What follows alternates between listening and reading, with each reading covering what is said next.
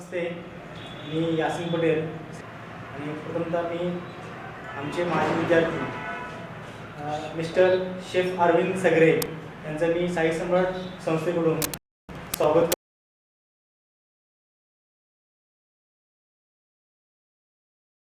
करतो.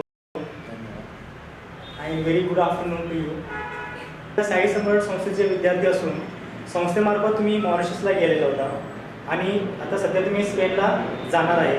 ही तुमच्यासाठी मोठी भरारी आहे. तर मी तुम्हाला काही क्वेश्चन्स विचारणार आहे. तुम्ही साई सम्राट संस्थेत कधी ॲडमिशन घेतली? साई सम्राट संस्थेत मी 2007 साली ॲडमिशन घेतलं होतं आणि त्यावेळी अशी गोष्ट होती की मी त्यावेळी असं मॉडेलिंग करायचो. म्हणजे मॉडेलिंगचं खूप मोठं असं म्हणजे मला आवड होतं. त्यावेळी मी आलो साई सम्राट इन्स्टिट्यूटमध्ये. मला असं वाटलं की काहीतरी मॉडेलिंग विषयक साई सम्राट इन्स्टिट्यूटमध्ये असेल आणि आपण फक्त इन्क्वायरी करून यावी. मी आणि माझे वडील आलो. त्यावेळी संस्थेचे पाटील सर होते, दादा सर होते, त्यांच्यावर माझं बोलणं झालं आणि या कोर्सची मला भरपूर माहिती दिली आणि कुठून तरी असा म्हणजे एक आत्मविश्वास निर्माण झाला की या कोर्समुळे माझं भरपूर काहीतरी ब्राईट फ्युचर होऊ शकतं एक्सेप्ट ॲक्टिंगच्या ऐवजी, असं मला वाटू लागलं. आणि परत मी साई सम्राटमध्ये ॲडमिशन घेतलं आणि मी ॲडमिशन घेतल्यानंतर शिकायला लागलो. शिकून मला खूप चांगलं वाटायला लागलं आणि त्याच्यानंतर जे आहे माझी लाईफ बदलून गेली आणि साई सम्राटने मला मॉरिशसला काम करण्याची संधी दिली आणि त्या संधीचं सोनं करून आज मी माझी पुढची वाटचाल स्पेनकडे चालवतो आहे. स्पेनमध्ये मी माझा स्वतःचा व्यवसाय ओपन करतो आहे पार्टनरशिपमध्ये. त्याचं नाव आहे त्याचं की तंदुरी स्टेशन म्हणून नाव आहे त्या रेस्टॉरंट तंदुरी स्टेशन. तिथं मी आता माझं रेस्टॉरंट ओपन करतो आणि साई सम्राटमुळे मला भरपूर काही ऑपॉर्च्युनिटी मिळाली. त्या संधीचं मी सोनं करून घेतलेलं आहे आणि इथून पुढे करेन. ओके, तर ॲडमिशन घेताना तुमची काय परिस्थिती होती? ॲडमिशन घेताना अशी परिस्थिती होती की हॉटेल मॅनेजमेंटमध्ये माझा थोडासा इंटरेस्ट होता, पण त्याचबरोबर मी ॲक्टिंगसुद्धा करायचो.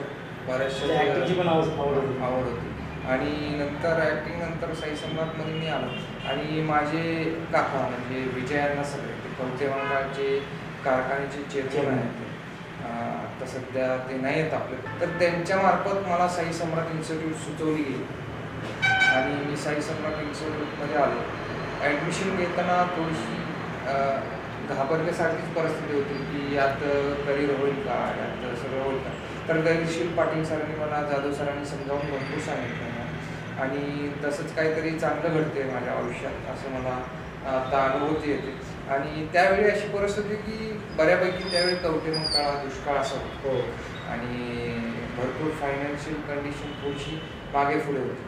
तर साई सम्राटकडून मला थोडीशी सवलत पण दिली आणि तसे हप्त्यानुसार फी भरण्याची सवलत दिली गेली आणि काहीशा मला अशा वेगळ्या फॅसिलिटी पण दिल्या गेल्या की मी माझं शिक्षण पूर्ण करू शकतो आणि काहीतरी पायावर उभं करू शकतो. त्यासाठी मी साई सम्राटला खूप मानतो. Very good. हॉटेल व ट्रॅव्हल टुरिझम कोर्स म्हणजे काय आणि या संस्थेने तुम्हाला कोर्समध्ये काय काय शिकवलं? तर या संस्थेचं कोचिंग किंवा शिक्षण हे सर्व पद्धतीच्या स्टुडंटना भरपूर चांगलं आहे आणि या संस्थेमध्ये मला इंग्लिशमधून, फ्रेंचमधून आणि मराठीमधून, हिंदीमधून शिक्षण दिलं गेलं. तर याच्यात विषय असे होते की food and hygiene, travel and tourism, परत फूड अँड सायंटिफिक, हे भरपूर असे विषय होते जे मला शिकवले गेले. टूर्स अँड ट्रॅव्हलिझम काय आहे, कसं असतं किंवा कुकिंग कसं असतं, कशा पद्धतीने केलं जातं. प्रॅक्टिकलीवर पण जो दिला गेला त्याच्यामध्ये भरपूर शिकवले गेले. इंडियन डिशेस, कॉन्टिनेंटल, बेकरी, ही माझ्या आयुष्यात किंवा माझ्या करिअरमध्ये खूप मदतही झाली आणि जे थेरॉटिकल नॉलेज होतं ते मला जास्तीत जास्त मिळेल याचा प्रयत्न करून मी शिक्षकांशी डिस्कस करायचो की काय मिळेल, कसं मिळेल, किती मिळेल, हे सर्व मी इथून शिकलो. म्हणजे तुमचं ट्रॅव्हल टुरिझम आणि हॉटेल मॅनेजमेंट कोर्स केलेल्या विद्यार्थ्याला जगभरात कशातली मागणी आहे त्याच्याबद्दल? आज जगभरात हॉटेल मॅनेजमेंट स्टुडंटना ह्या पद्धतीने मागणी आहे. जसं की एका कोळशाच्या खाणीत आपण हिरा उडवतो, असा एक हॉटेल मॅनेजमेंटचा स्टुडंट ते उडवतो. म्हणजे जर तुमच्याकडे नॉलेज असेल, तुम्ही भरपूर कष्ट केले असतील, एक्सपिरियन्स थोडासा असेल चांगला भाऊ, तर तुम्हाला ग्लोबल एक्सपोजर एकदम तुरंत मिळू शकतो. जसं की आजकाल IT इंजिनिअरिंग बघताय तुम्ही, भरपूर असं म्हणजे मिसगाईड झालेलं आहे लोकांना. त्या पद्धतीनं हॉटेल मॅनेजमेंट म्हणजे नाही. हॉटेल मॅनेजमेंट हा असा विषय की जगभरात याची मागणी आहे. तर हॉटेल मॅनेजमेंटमुळे तुम्हाला तुरंत संधी मिळते बाहेर काम करण्याची. कारण आज जर बघितलं तर भारतीय माणूस हा जगात 1 नंबरच्या मागणीवरती माणूस आहे. आणि भारतीय माणसाची कष्ट करण्याची कॅपॅसिटी जास्त असल्यामुळे त्याला मागणी दिली जाते. आणि भारतीय वंशाचा माणूस हा हुशार आहे. तर हॉटेल मॅनेजमेंटमध्ये जर तुम्ही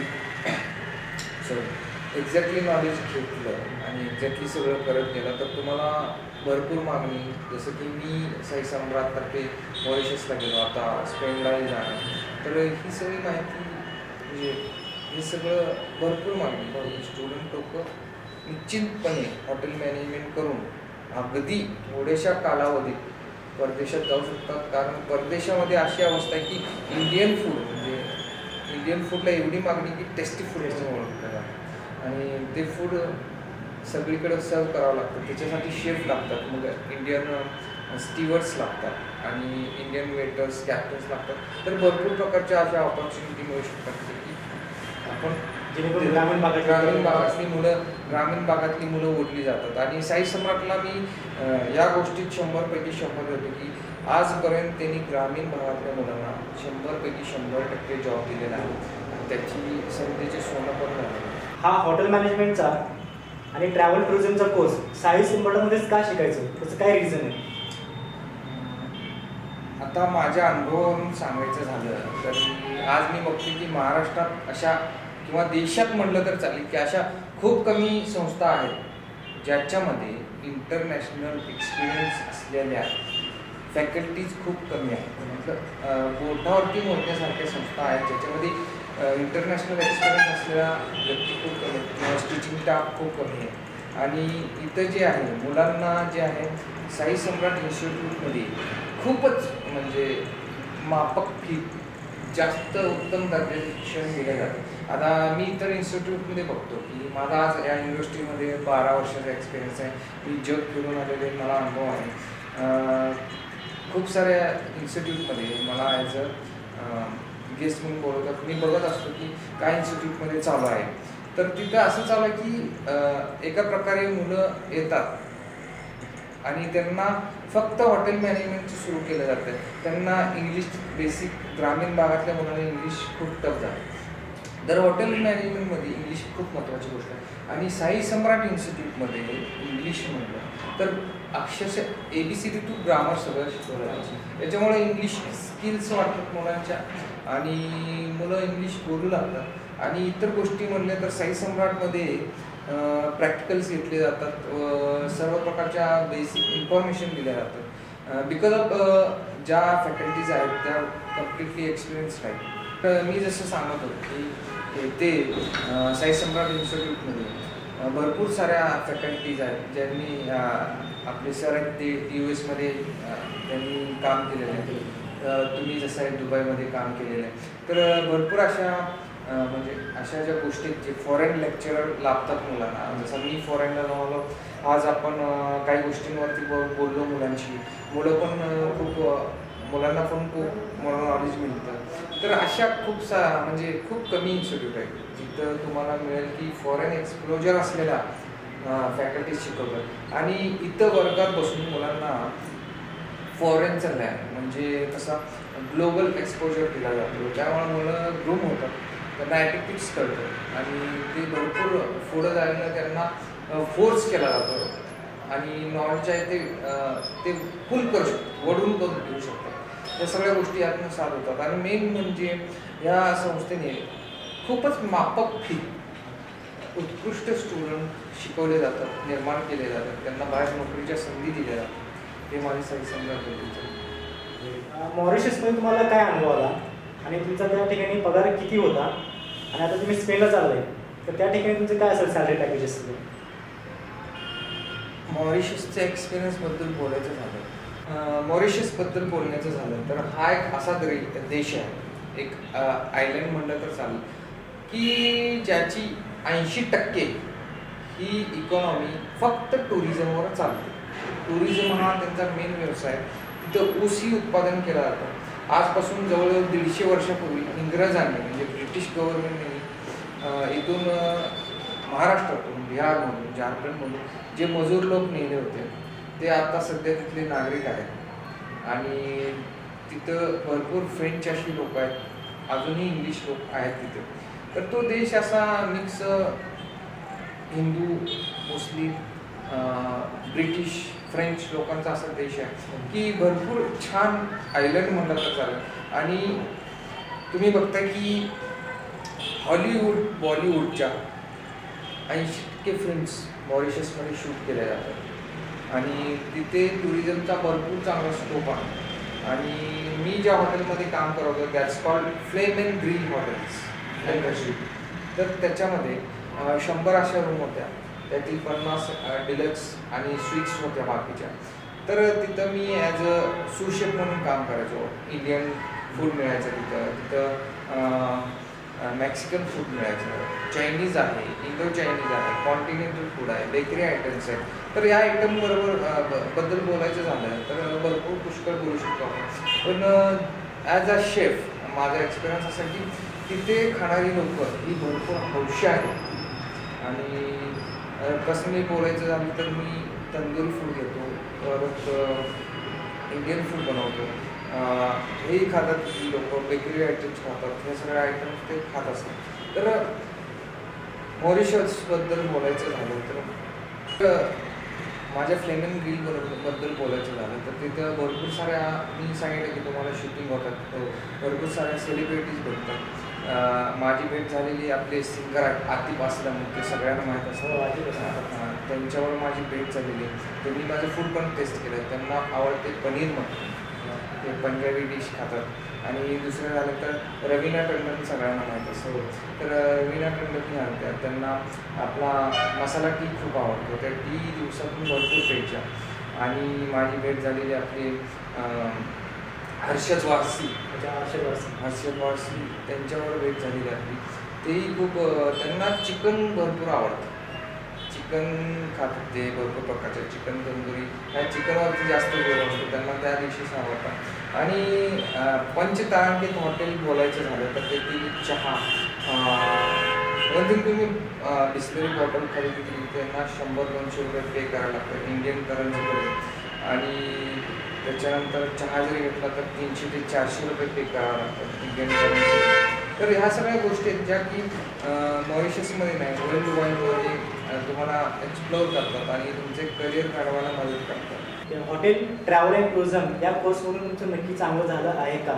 आणि भारतातील किंवा महाराष्ट्रातील किंवा शेतकऱ्यांच्या मुलांना तुम्हाला काय मेसेज असेल की या कोर्स नक्की काय आहे, कशा रीतीने तुम्ही हे केलं? या कोर्सबद्दल बोलायचं झालं, स्पेशली साई सम्राट इन्स्टिट्यूटबद्दल बोलायचं झालं तर हा कोर्स काय आहे हे मी मुलांना आता सांगू इच्छितो की हा कोर्स म्हणजे आता घरी माहीत असतं की बाबा हॉटेल मॅनेजमेंट म्हणजे काय.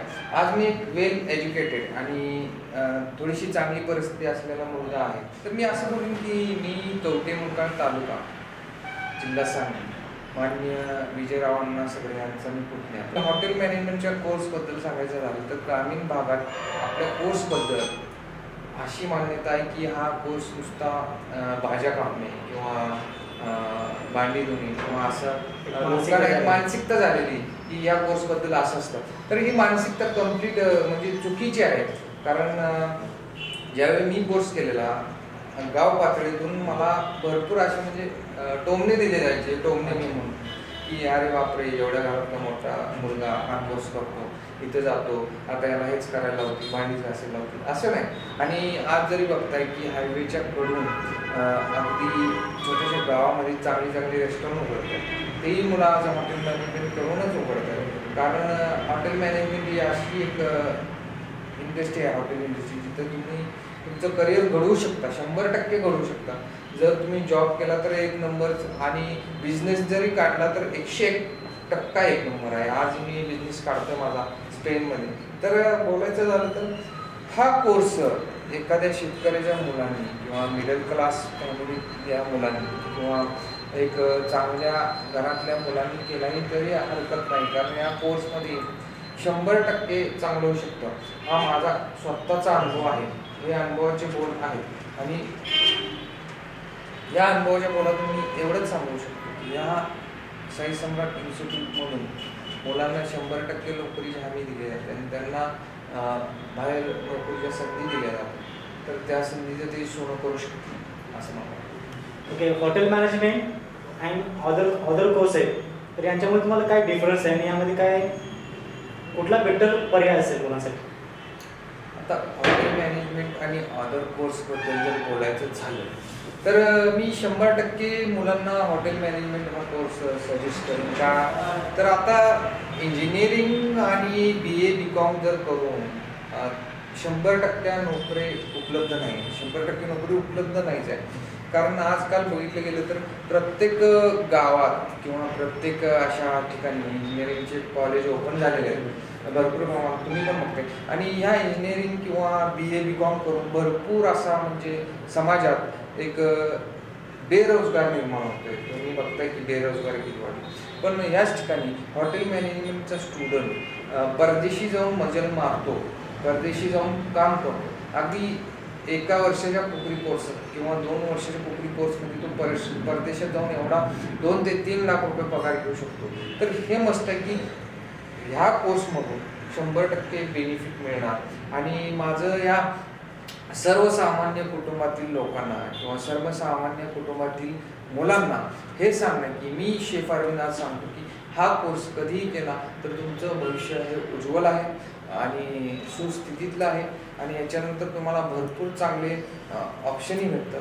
तर हॉटेल मॅनेजमेंटबद्दल बोलायचं झालं तर हॉटेल मॅनेजमेंट हा कोर्स नक्कीच करा, कारण हा ग्रामीण भागातील मुलांना चांगला आहे. मीही एक ग्रामीण भागातला मुलगा आहे. तुम्हाला जर हा कोर्स करायचा असेल तर मी सजेस्ट करेन की आपली कराडमध्ये ब्रँच आहे साई सम्राटची, तिथे करावं किंवा कोल्हापूरमध्ये पण आपली ब्रँच आहे साई सम्राटची, तिथे करावं. कारण इथं तुम्हाला खूप चांगले शिकवलं जातं, शिक्षक खूप जिव्हाळ्याचे आहे. ही संस्था एक अशी संस्था आहे की जी कमीत कमी माफक फीमध्ये जास्तीत जास्त स्टुडंट उभा करू शकते. कारण इथं ग्लोबल एक्सपोजर असलेले म्हणजे फॉरेनहून शिकून आलेले, काम करून आलेले शिक्षक उपलब्ध आहेत. आता ह्या संस्थेच्या व्यतिरिक्त भरपूर संस्था आहेत, म्हणजे पुण्यात म्हणा, मुंबईत म्हणा, नाशिक या ठिकाणी, त्या फक्त तुम्हाला एज्युकेशन देऊ शकतात. पण माफक फी शिकवणारी आपल्या जिल्ह्यामध्ये, महाराष्ट्रामध्ये एकमेव संस्था अशी आहे साई सम्राट. तिथं मुलं माफक फी तयार केली जातात. आणि त्याच संस्थेचा मी एक अरविंद रमेश राहणार सांगली कवटे मंका असा मुलगा आहे की या संस्थेने मला कमीत कमी माफक फी तयार केलं, बाहेर पाठवलं, चांगली ग्लोबल ऑपॉर्च्युनिटी दिली. आणि या संस्थेचा मी मनापासून आभार आहे की त्यांनी माझं करिअर घडवून दिलं. आणि ग्रामीण भागातील मुलांना मी हेच सांगतो की तुम्ही या संस्थेत या, शिक्षण घ्या, अनुभव घ्या, पुढं जा, खूप मोठं व्हा. धन्यवाद. अरविंद, तुम्ही या संस्थेत आलात, तुमचा बहुमूल्य वेळ आम्हाला दिला. संस्थेमार्फत व संस्थेच्या सर्व शिक्षकाकडून, डायरेक्टर साहेबांकडून तुमच्या भावी वाटचालीस आमच्या हार्दिक शुभेच्छा. आणि आता तुम्ही स्पेनला जात आहे त्यासाठी तुम्हाला माझ्याकडून हार्दिक शुभेच्छा.